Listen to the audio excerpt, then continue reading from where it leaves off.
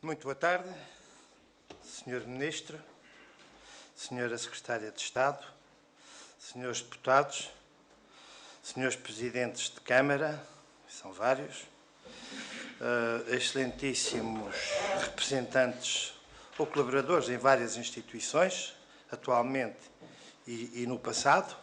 Permitam-me que cumprimente o Engenheiro Pereira de Melo, antigo Presidente do Instituto Politécnico de Leiria, dirigentes partidários do PSD e do CDS.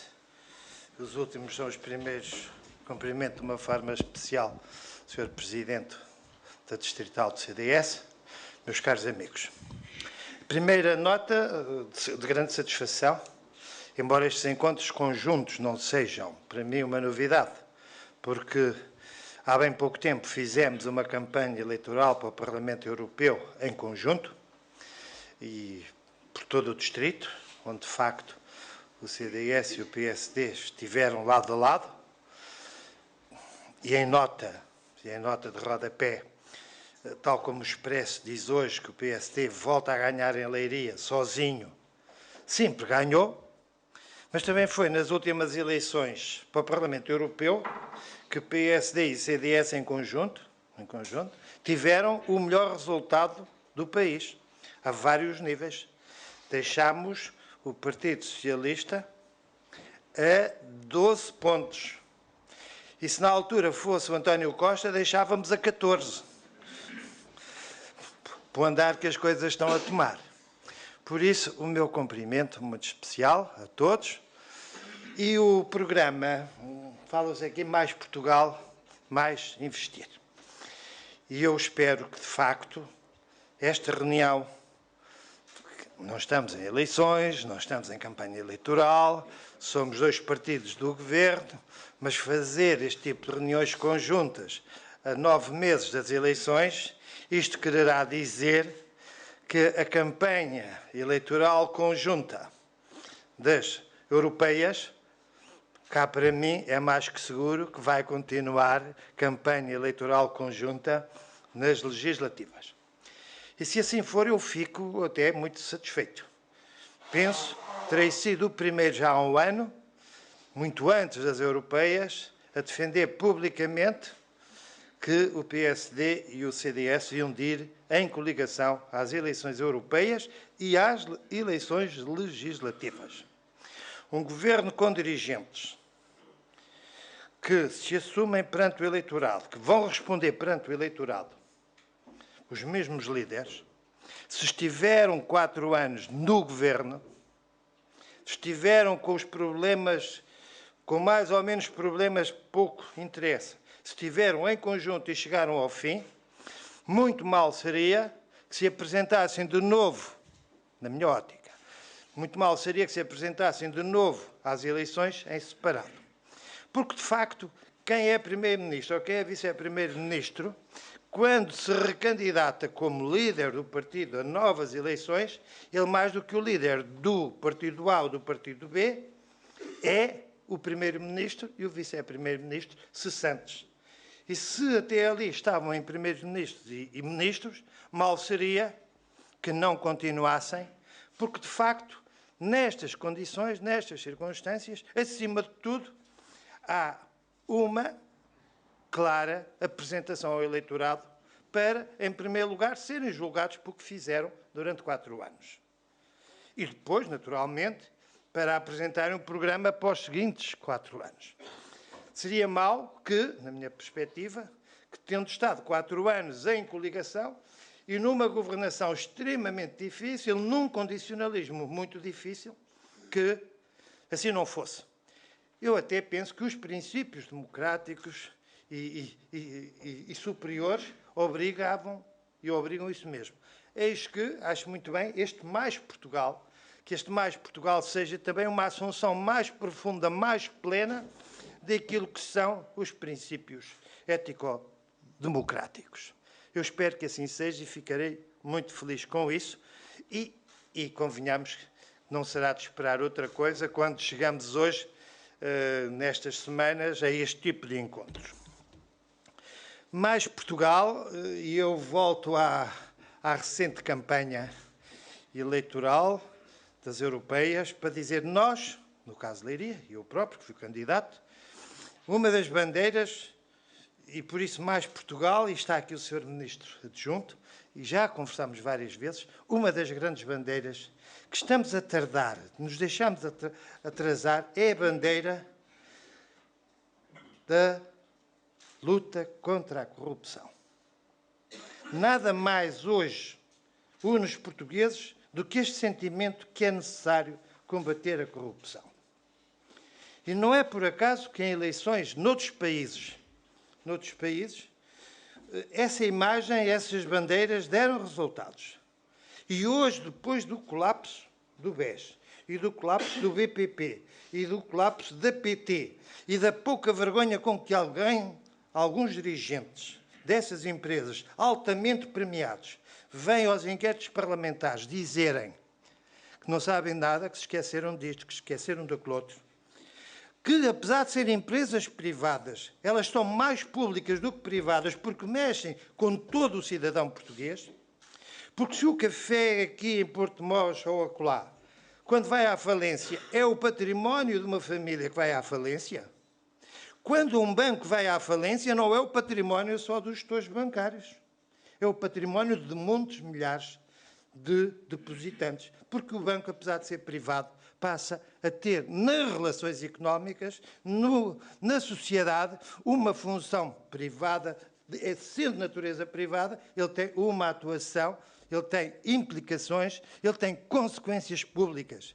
E basta ver o que se passa com aquelas pessoas que foram enganadas, e não foram tão poucas como isso, convidadas a subscrever papel comercial do Banco Espírito Santo, passado 3, 4 meses, quando se sabia que o banco já estava em dificuldades, foram perfeitamente enganadas, e um Estado que se preze e um governo de bem não pode ignorar estas situações. E, de facto, hoje qualquer português interroga-se: mas que sistema é o nosso? Que leis é que nós temos que, enquanto que o Sr. Madoff, num banco privado americano, ao fim de uns meses, a investigação já vinha de trás, leva 130 anos de prisão, em Portugal, aqueles que levam os bancos e as empresas à mais completa e fraudulenta falência, obrigando depois o governo a ter que fazer toda uma ginástica financeira, com custos para os contribuintes, e de que maneira essas pessoas passeiam-se pelos corredores dos inquéritos parlamentares com ar de gozo, com ar de displicência, ao ponto de o cidadão menos informado sente um sentimento de revolta perante este tipo de situações. Mais Portugal, para mim, como grande bandeira que o PSD deve ter, e o CDS, penso que chegaram ontem a um acordo para que, de facto, uma lei nova dê mais clareza e transparência à classe política.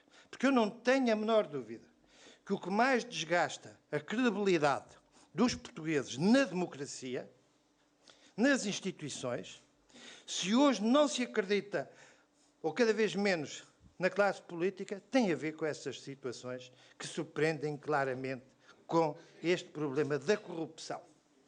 O Eurobarómetro da Comunidade Europeia, que faz uns estudos ano a ano, recentemente, em março do ano passado, indicou que é o problema mais sério, que a corrupção envolve 125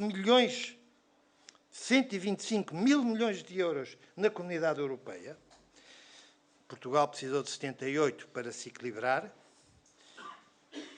E que Portugal, inclusivamente, é dos países onde o fenómeno da corrupção se tem agravado mais nos últimos anos.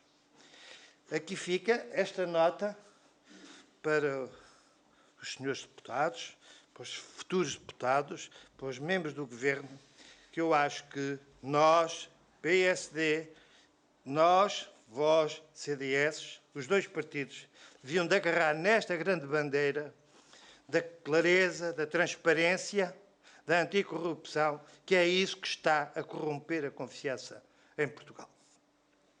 virando-me aqui para o nosso distrito, mais investir.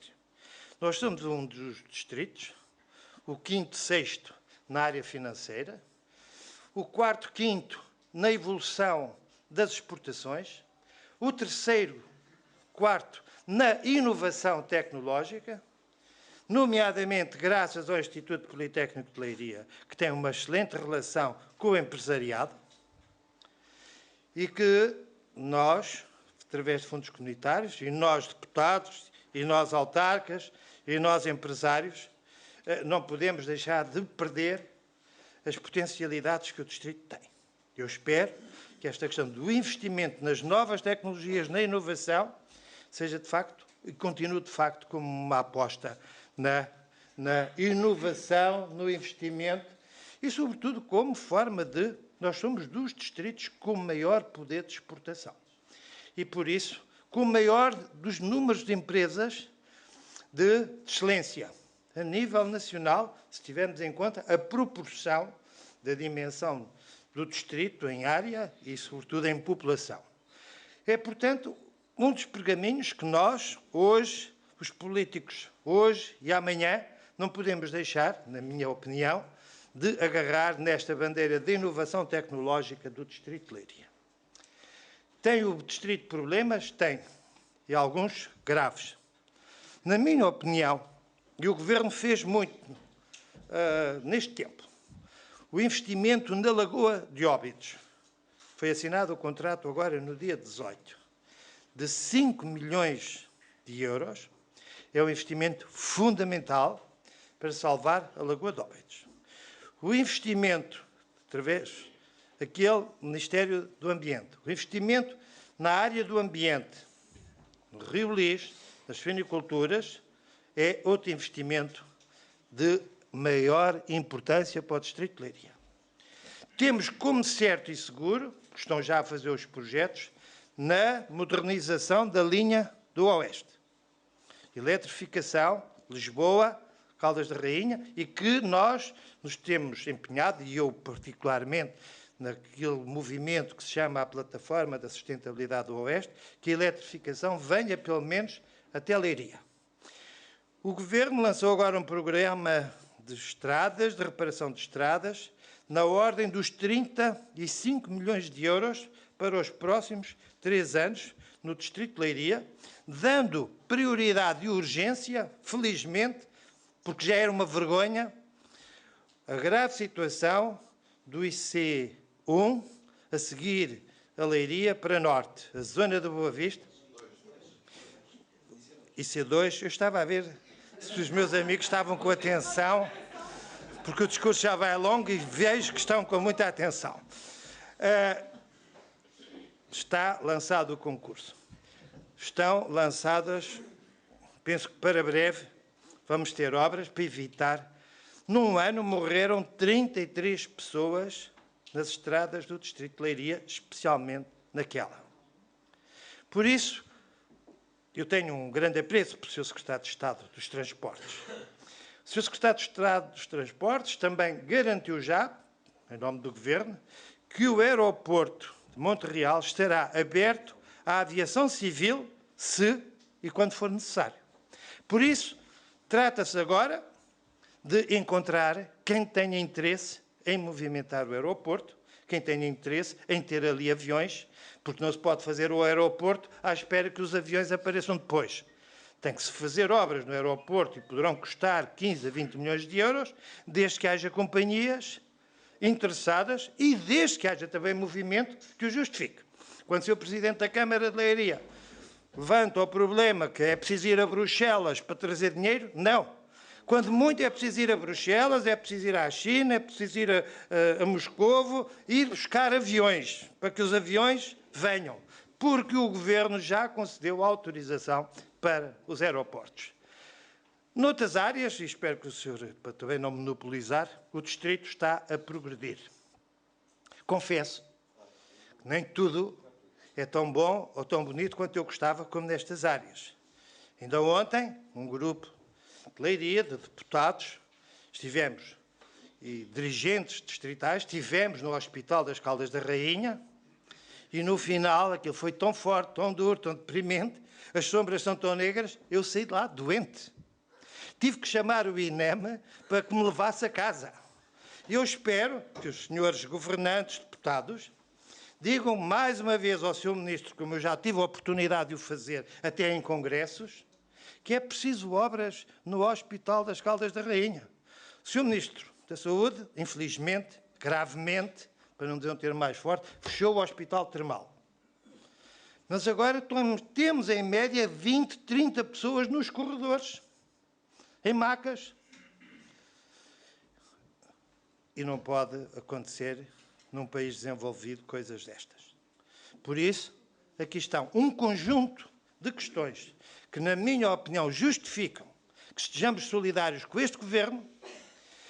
Aqui um conjunto de progresso no Distrito de Leiria que nos leva, pelo menos a mim, e espero que a todos vós, a agarrar com o mesmo idealismo e a mesma coragem as bandeiras da social-democracia e da democracia cristã, mas, acima de tudo, as bandeiras do progresso, da liberdade e do desenvolvimento deste Distrito de Leiria. E tenho para mim, apesar das mutações que vieram da Grécia, que vêm de todos os lados, de falar da Grécia, que coisa bonita aquilo que aconteceu na Grécia.